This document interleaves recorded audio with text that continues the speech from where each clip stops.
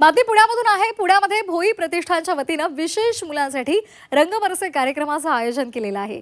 यामध्ये विशेष मुलांसोबत सर्वपक्षीय राजकीय नेते मंडळी सहभागी झाली होती आणि त्यांनी रंग खेळले। गेल्या 31 वर्षांपासून पुण्यामध्ये रंगबरसे ही आगळी वेगळी रंगपंचमी साजरी केली जाते। पुण्यामधली ही दृश्य धुळवडीचा उत्साह पाहायला मिळतोय।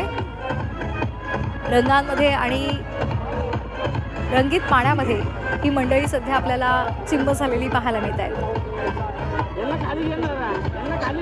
विशेष मुलांसोबत भोई प्रतिष्ठानच्या वतीनं रंगबरसे हा कार्यक्रम साजरा केला जातो। दरवर्षी हा कार्यक्रम इथे आयोजित केला जातो।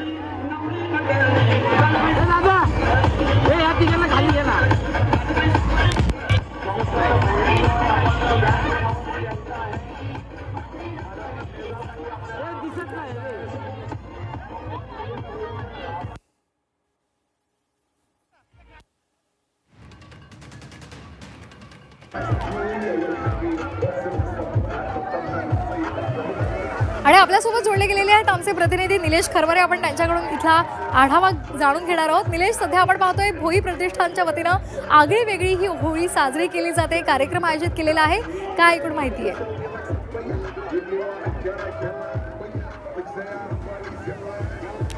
खरं तर आपण बघितला तर उभा आहे प्रतिष्ठानची जी एक आगळी वेगळी या ठिकाणी रंगपंचमी जी आहे ती साजरी होत असते। गेले 31 वर्षांपासून ही वेगळी रंगपंचमी या ठिकाणी साजरी केली जाते। जे पुण्यातील विशेष मुलं आहेत किंवा HIV जी बाधित मुलं आहेत त्यांच्यासाठी ही रंगपंचमी जी आहे ती आयोजित केली जाते। या ठिकाणी जर तुम्ही बघितलं तर पुण्यातील अनेक मान्यवर जे आहेत, राजकीय नेते जे आहेत, विविध प्रकारचे प्रतिष्ठान जे आहेत ते एकत्र येऊन या ठिकाणी मोठ्या उत्साहात ही रंगपंचमी जी आहे ती साजरी केली जाते। गेले 31 वर्षांपासून भोई प्रतिष्ठान जे आहे ते रंगबरसे हा उपक्रम या ठिकाणी राबवत असते।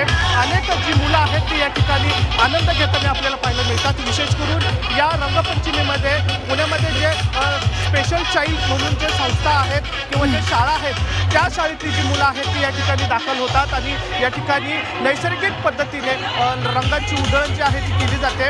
महत्त्वाचं म्हणजे या ठिकाणी फुलांची उधळण ही केली जाते।